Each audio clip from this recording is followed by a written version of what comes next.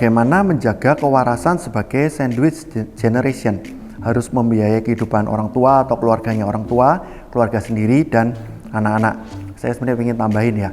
Jadi gini, tidak hanya sandwich generation maksudnya kita ini hidup, kita tidak hanya mengurus kebutuhan diri sendiri, keperluan diri sendiri, ternyata kita juga dijepit dari dua sisi. Yang pertama dari sisinya orang tua, ternyata orang tua juga menua gitu ya, butuh mungkin juga mulai sakit, butuh pengobatan dan sebagainya. Terus juga ada kebutuhan anak-anak yang perlu sekolah dan sebagainya. Ternyata juga tidak hanya sandwich gitu ya, ternyata juga katanya sekarang ada generasi ayam geprek gitu. Jadi maksudnya ada begitu banyak kebutuhan yang akan digeprek-geprekkan gitu ya, di penyet-penyetan ke kita. Apa aja misalnya ternyata ada cicilan rumah, ada misalnya ada arisan, ada ternyata juga tetangga atau keluarga yang juga julid ke kita gitu ya. Jadi kita ini sebenarnya terjepit.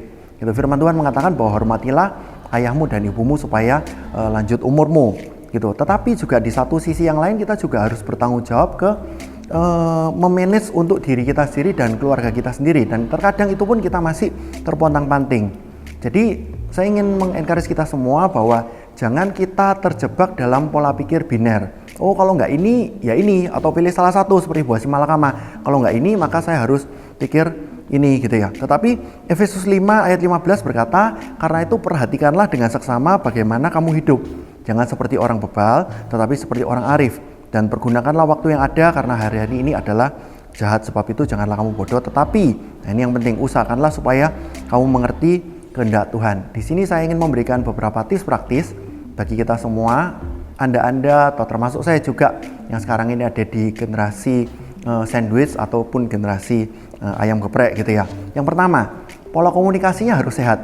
Jadi kita harus dengan jelas, dengan lugas, dengan jujur juga bercerita kepada orang tua, ini saya punya income seperti ini, saya punya kebutuhan seperti ini, apa saja yang harus saya tanggung dan sebagainya gitu ya. Dan juga kita juga mungkin juga harus komunikasikan juga, siapa tahu ke saudara-saudara kita atau ke kerabat kita misalnya, kita bisa berbagi beban untuk menanggung misalnya kebutuhan orang tua.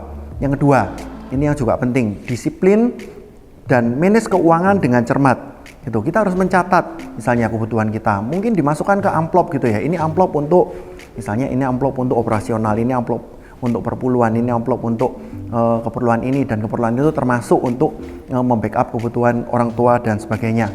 Nah, tetapi yang penting adalah cash flow kita harus positif. Maksudnya apa? Pemasukan kita harus lebih besar daripada pengeluaran kita.